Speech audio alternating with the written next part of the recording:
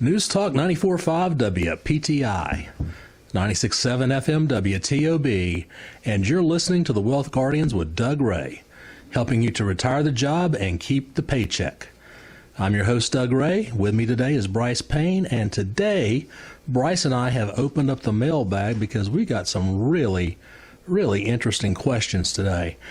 Brice, good morning. How are you? You are on the eve of a momentous week for you, a life-changing week for you. Doug, well, thank you for having me here again in the studio. Yes, I am getting married this week, so Belle and I are heading out to Colorado right after we're done recording here, and we're getting married on Tuesday. Tying that knot. Tying that knot. We've been together 12 years, and I know we're rushing things a little bit. Yeah, you're rushing them. But when it's right, it's right. You just get the sense, and there's no need to wait. And you're getting married at 9,000 feet, right? Getting married at 9,000 feet at the base of Pikes Peak out in Colorado, which is where we both lived when we met 12 years ago. And I understand they have auction bottles out there for we do. They do. That's something that they have in Colorado. You can just go to the CVS or the Walmart, the Walgreens, and buy yourself oxygen canisters in case you go up to a higher elevation and you're not quite getting the oxygen that you need. The Denver Broncos love to have that on the sideline for every visiting team out there, just kind of as a little wink and reminder. Well, it's no joke. A year ago, April, I went out to Denver for my son's wedding, and you can feel it. Yeah. Well, Denver's not even that high. Denver's only a mile high. Mile high, yeah. But walking to the airport, at that time, you had to wear the mask. So okay. Yeah. So you're not getting oxygen that way. I could feel it, no doubt. No question about it. Yeah, I came back to Colorado one time. Had been away for a couple of years. I was in the Peace Corps, and I jumped on my bike and was pedaling somewhere, and I had to pull over. I had winded myself real fast. So, yep, that's the way it is. But yeah, looking forward to it, Belle. Can't wait to see you out there, honey. Yeah, you guys have fun. Thank you very much. All right, Doug. Well, like you said, we're going to dip into the mailbag here, but before we do that, it's time for our Wealth Guardian Service Salute. And just as a reminder to everybody out there, each and every week here in the Wealth Guardian studio, we're honored to thank our military, first responders, and their families for their sacrifice in serving our community and making our safety and freedom their mission. And each week we want to salute a specific individual. So if you know someone we should be recognizing here on the Wealth Guardians radio show, please email our team at salute@thewealthguardians, and we will be in touch from there. And this week we're going to introduce Jonathan Amos. John was in the Navy from January 1984 to January 1990. That's 6 years. He was a nuclear engineer, an ET-1, an electronics technician stationed on the nuclear aircraft carrier Theodore Roosevelt. Then, on top of that, if that wasn't enough, he also served 16 months in the Army Reserves as a tank commander and was activated for none other than Desert Storm from January 1990 to March of 1991. John now lives in Greensboro and is employed by a local IT sector. He is married to Suzanne, and Suzanne is employed by a local school system, and both Jonathan and Suzanne are none other than Wealth Guardian clients. Yeah, I got to say, John, as a Navy vet myself, that is an impressive career path. The Navy nukes that I knew were, beyond smart. These folks are incredibly smart. And then to go from a Navy nuke to being a tank commander in the Army, that is a really unusual career path. I was going to ask you, how often does that happen? I don't know that I've seen that before. That's the first time I've seen crossovers before, but generally they're kind of in the same career field. Okay. That was totally different. Totally off the beaten path there. My only question for Jonathan, and Jonathan, by the way, thank you for your service. Doug and I salute you. Absolutely. But my question would be, Jonathan, when it comes time for the Army-Navy game, buddy, how torn up are you? I mean, what do you know what you're doing that day? Because I know who Doug polls for, but I'm not sure about you. But anyway, Jonathan, thank you for your service. Doug and I salute you, as does Garrett, who's in the background here. And remember, folks, if you know someone who has served and you would like them honored at our show, just email us at salute@thewealthguardians.com. Now it's time to get to the meat and potatoes of the show. And Doug, let's reach into that mailbag here. And the first question that we have coming out seems to be from Johnny, and Johnny is in Reedsville. And Johnny says, Doug and Brice and Garrett, I have a weird situation. I've been very aggressive about my funding, my IRAs, and my 401ks over the years. All right, I like to hear that. That doesn't sound like a weird situation. So I have close to $2 million in those accounts. All right, that's very nice. That's great. But I'm only 54 and suddenly find myself needing cash for a major home repair that I had not expected. I feel poor because I have less than $5,000 in the bank because all of my money is tied up in retirement accounts. Should I just take money out of my IRA and eat the penalty that I'd have to pay for taking it out early? And he did tell us his age, 54, because that's key there. Johnny, thank you for the question. Doug, I know I've got my thoughts, but what are yours? Yeah, this is I love this question. It's one we can unpack pretty detail here. My first thought is if he was calling the Dave Ramsey show, Dave would probably really congratulate him, but at the same time chastise him because he completely overlooked baby step number one. Okay. Which is having about 6 months worth of living expenses in your savings account. I think Dave Ramsey would find a reason to chastise just about anybody. Well, that's true. That's his game. Yeah. All right. So here's a couple things. Number one, you didn't tell us how much you have in each account. Let's assume it's about an even mix, $1 million in an IRA, $1 million in a 401k. And that's important to know. I know where you're going with this. Because distributions are handled differently age-wise in these accounts. The other thing you didn't tell us is, A, how much is the home repair and how severe is the home repair. Right. So let's step back. I think he also didn't tell us if he has any Roth money. That is true. Is any of this 401k Roth portion? Exactly. Good point. So let's step back a little bit.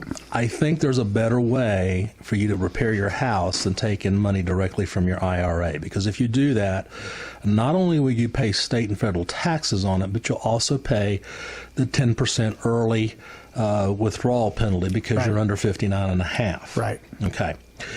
Now, let's look at the 401k. You can take up to $50,000 out of that 401k as a loan provision. That might be your best course of action, right? Because you pay yourself back and the interest. It goes to you, not a bank. Okay? Now, let's say you don't have enough for that home repair. You didn't tell us how much that's going to be. Maybe you get a home equity loan. Yep. And have that repair done. But there's a lot of ways to skin this cat without taking a big hit with taxes and penalties. And then what I would recommend you do is complete baby step number one. Yes. Go back, maybe idle off the deposits and the contributions to the 401ks and start stuffing the bank full of money till you get it up to that 6 months. A couple other options. Go ahead. Well, I was going to say the one option is this. How severe is the repair? Right. You're 54. Right. If you can wait till you're 55, then you can take the distribution out of the 401k. You'll pay the tax on it, but you'll avoid the early distribution penalty because there's two different rules. There's a 59.5 rule for IRAs and a 55 age rule for 401ks. Very true. And I'm guessing because he's only 54, Johnny, you're still young. If you've managed to put $2 million aside at 54, you probably make pretty good money. Is there a chance that if you took a distribution from your IRA that you could stop the contributions to your 401k for a couple of months and be able to pay back that IRA within 60 days? Yeah. That's a possibility. Depends on how much, as Doug is saying, how much this loan or how much this home repair is. Additionally, where I was going with it, asking if you had any Roth money, is if you have any Roth money in your IRA or your 401k, you can take the principal out of that without touching the growth, and there is not the 59 or age 55 rule for that. So there would not be a penalty for taking money out of your Roth. So that might be some clean money that you could touch there. It's a great question, Johnny. And but yeah, you do want to make sure. I mean, certainly we congratulate you for having saved up $2 million by age 54. But you do want to have that baby step number one in there of having enough emergency funds set aside. And that, by the way, is one of the first questions that Doug and I ask, or any financial planner should be asking you when you are sitting down with them, is how much money do you want to keep in a emergency fund account for those unforeseen expenses. And usually, as Doug said, you want to have that be about 6 months or so. I can't believe, Doug, but we only got through one question here before we've got to go to break. So, talked a little bit about the wedding there, and then we did our service salute. So we've got questions coming up after the break from Roland and from Jocelyn. But if you would like to sit down with Doug or myself and get questions like yours answered and see if we can help you plan for your retirement, all you got to do is reach out to us at thewealthguardians.com, or you can give us a call the more traditional way on the phone, and our phone number is 336-391-3409. There is no cost or obligation to sit down with us, but other than your time and your gas to come see us. All right, Doug, it is time for the Wealth Guardians trivia question. Here we go. All right, Doug, since I'm getting married this week, I thought I would make the trivia question a little thematic here. Why is the honeymoon called the honeymoon? Okay, good question. All right, Doug has missed the last two. Let's see if we can make it three in a row by stumping him here. This is Brice Payne. With me is Doug Ray. The show is the Wealth Guardians, helping you retire the job and keep the paycheck. And this is News Talk 94.5 WPTI, and this is 96.7 FM WTOB. News Talk 94.5 WPTI, 96.7 FM WTOB. You're listening to the Wealth Guardians with Doug Ray, helping you retire the job and keep the paycheck. And I'm Brice Payne along with Doug Ray. And in the first segment and now in the second segment, we're still taking questions from our mailbag for the month of July. And I've got a question for you. Before we get to the trivia question and see if we stump Doug, I've got a question for you out there. Are you 5 to 7 years from retirement? Do you want to retire, period? Are you looking forward to retirement? Do you want to make sure that you're making the best plans for your retirement? If you answered yes to any of those questions, then I've got a proposition for you. Pick up the phone and give us a call, 336-391-3409. We here at the Wealth Guardians, Doug, Garrett, myself, offer a no-cost, no-obligation second review of your current portfolio. We want to see if we can help you learn how to retire the job while keeping the paycheck. 336-391-3409. As I said, no cost, no obligation. We're fiduciaries. We're retirement specialists. We're financial planners. We're located in Clemens and in Charlotte. And we would love to sit down with you and see how we can help you out, what services we can provide you in your retirement planning. Whether you've already got an advisor or you've never sat down with an advisor, please keep us in mind. Now, let's see if we stump Doug with this week's trivia question. Doug, are you ready? Sure, go ahead. All right. So as we mentioned, Belle and I are finally getting married after 12 years of courtship, going out to Colorado, and I thought I would make this trivia question a little bit about marriage. So Doug, why is the honeymoon called the honeymoon? Well, Brice, clearly I am not an encyclopedia of wedding trivia and expertise. My own wedding was 42 years ago. And our honeymoon was, we were so poor back then that our honeymoon was in my grandmother's trailer at Salter Path. I knew that. I actually knew that. Why is it called a honeymoon? I have no idea.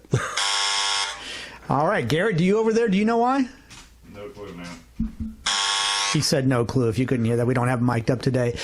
The newlywed couple, for the first month of marriage, would drink only mead. Mead, a fermented honey drink, as an aphrodisiac. Really? So the term honeymoon came to refer to the first month of marriage, and that started over in Europe. I could not ascertain where in Europe that started, but pretty good guess, maybe Switzerland, Austria, Germany.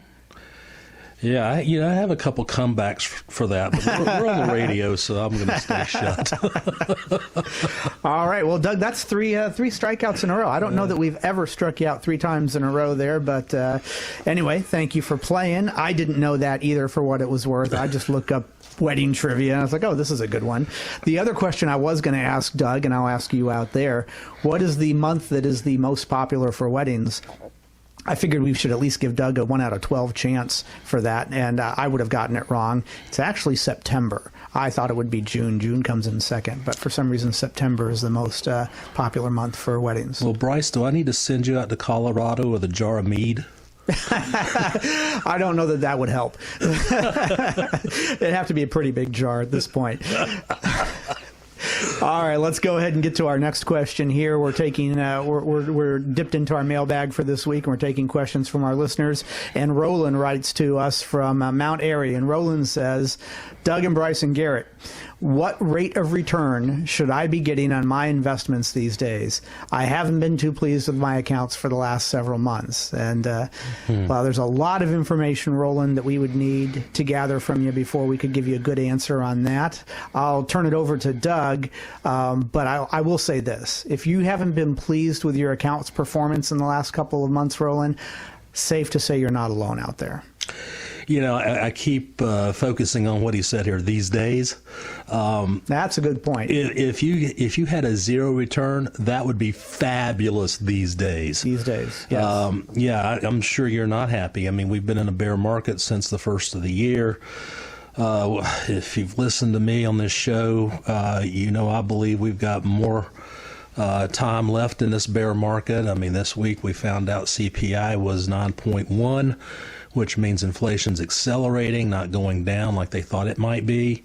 That almost locks in a guaranteed another 0.75% rate hike next month by the Fed, and probably another one after that.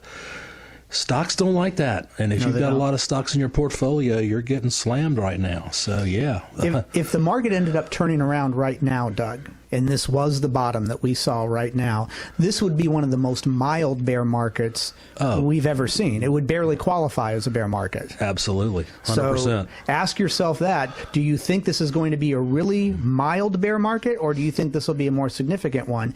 Keep in mind, it's been over 12 years since our last bear market. They normally happen every 7 years, so kind of like an earthquake in California, the longer you go without one, generally, the bigger you can anticipate it being. So, Doug, I think you're exactly right that we have not seen the bottom of this, nowhere even close to it yet. So, Roland, if you haven't been happy with your performance yet, you're probably not going to have been happy if you don't make any changes for the next several months as well. So, Doug, specifically, what kind of rate of return besides zero should he be expecting in a time like this? Well, you know, obviously the thing is you want to protect yourself. That's the most important. I feel like I really need to emphasize this to our listeners because most of you have been lulled to sleep since 2009. You know, it's been a bull market essentially since then, and we've had a few burps along the way, but that's because all the central banks around the world have applied liquidity to the system. It's completely, totally 100% different now. They're not applying liquidity, they're taking it out. That's what interest rate hikes do. That's why we're in a bear market. So it's very important for you folks to make sure you've got your investments protected some way or the other. Our clients have that downside protection. I repeat that over and over again because that is very important for our client base because they're retired or very near retirement, and they can't afford another 2008. And Roland, I'll note that one bit of information you didn't give us is how old you are. I'm going to guess, because you listen to our show and you've taken the time to write in, that you are somewhere around retirement age. The answer that we would give somebody at retirement age is going to be different than somebody who's 30 or 40 years old and still going to be working for a while longer. So that's the assumption that we're making here. But there are ways, as Doug says, to preserve your portfolio in these trying times so that you are not feeling the full brunt of the market, yet you still have reasonable growth when the market is going up. And we would love to sit down with you and analyze your portfolio. We'd have to ask a whole bunch more questions of you to understand what your risk tolerance is and what your time horizon is and what your overall portfolio looks like, what your spending needs are now and in retirement. And then we can start giving you that answer of what kind of rate of return you should be able to expect reasonably. But there's a lot of questions we'd have to ask of you further. If you would like to go through that process with us, then I think you know how to reach out to us, 336-391-3409. Roland, we'd love to hear from you. You know from listening to us there is no cost or obligation for sitting down with us, and we'll see what services and help we can provide and telling you what kind of rate of return you should expect in these types of times. If you are just tuning in, you're listening to the Wealth Guardians, and today we're taking listener questions from our mailbag, and we're going to dip into it here again and go to the next one. And now, Doug, we've got Jocelyn in Blowing Rock. And Jocelyn says, Doug, Garrett, and Brice, I have a lot of blue chip stocks that I have had for years, like Coca-Cola, Procter & Gamble, and GE, things like that. I've been told that I should find different investments as I get closer to retirement. But I really like these stocks because I've had them for so long. Do I really need to make changes? And Jocelyn, I'm going to turn it over to Doug here, but I've noticed a couple of things that you didn't tell us. And Doug, you know this as well. Jocelyn, what kind of accounts do you hold these stocks in? Mm-hmm. Is this a non-qualified account, or is this an IRA or a Roth? Are you ever going to need these monies, or might they end up going to beneficiaries at some point? Another question I would ask is, how old are you? And then another question that I would need to know before answering that is, what is the growth on these stocks versus your principal? All of those, Doug, are key things that we would need to know to be able to give somebody like Jocelyn some advice. But let's broaden it back a little bit and answer her question. Does she really need to make changes to her portfolio like this? Well, I'd like to know exactly how much of these stocks represent her total portfolio. They're great names here. I mean, in fact, I believe, if memory serves, that GE was an original Dow component back in 1896. GE's, it's had more than a decade and a half of underperformance, but it seems to have its act together now. Coke and Procter & Gamble have given you really good performance over the years. So to answer your question, with this information, I don't really know, to tell you the truth. What you might look to do is to figure out a way to hedge your position in this bear market we're in. That's going to require some expertise on doing puts and options trading, or doing stop losses. But then again, are these held in a taxable account or a non-taxable account? If they're held in a non-taxable account, stop losses are probably going to force a tax liability. Right. So, we need to know a lot more information than this to really help you out, Jocelyn. We do, Jocelyn. But Doug, let's say for just a moment, let's say that these are held in a non-qualified account, and she answers my question about, does she really need these monies, or will they maybe likely passed on to beneficiaries? Let's say that she says, no, I probably won't need them, and they might be passed on to beneficiaries. Then what does the answer become? I'd just say keep them, because when they pass on to the beneficiary, they'll get the step up in basis. There you go, Jocelyn. If you don't know what that means, then you do need to sit down with a financial planner, because there's some tax purposes that might benefit you to understanding what your pros and cons are of selling these things. We've got time for one more, Jocelyn, thank you. And we're going to move on to Doug, June in High Point. And June says, Garrett. That's funny. She just says Garrett. She doesn't say Doug or Brice. He's not even on the show He's not today. even on the show. Garrett, I'm a federal employee. I'll have a nice pension when I retire next year, but I'm wondering about the money in my TSP. Should I keep it invested there, or should I move it somewhere else? That's a good question. That thrift saving plan has pros and cons, as do 401ks. The biggest negative about a thrift savings plan, as you well know, June, you're very limited in what you can invest in. Very limited. What do they have, like 8 investment options? Something like that. The biggest benefit is it's extremely cheap. Yep. Very low cost. I think it's probably the cheapest investment plan out there. I think it's among the cheapest that I've ever analyzed.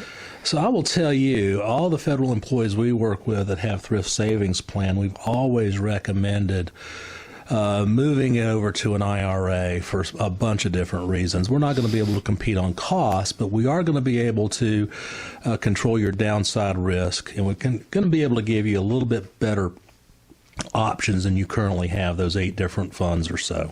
The only downside risk option that you have in the TSP is the G fund. Right. And that's basically cash, or very, very low interest rate. Right. So there's definitely some options for you out there, June. We'd love to sit down with you or anybody else who's got a TSP account out there, or a 457, a 403B, or a 401k for that matter, and see if we can help you retire the job and keep the paycheck. But you do got to reach out to us. Our phone number is always 336-391-3400. 409-336-391-3409. We'd love to sit down with you and see how we can help you plan for your retirement. Doug, it's another week in the books here. I'm jumping on a plane and heading out to Colorado, and the next time you see me, I'll be about a ball and a chain heavier. You guys have a great time. Have a wonderful, happy marriage, and we'll see you when you get back, you old married man. Thank you very much, and thank you out there for listening. This is Brice Payne. With me is Doug Ray. The show is The Wealth Guardians, helping you retire the job and keep the paycheck. And this is News Talk 94.5 WPTI. And this is 96.7 FM WTOB.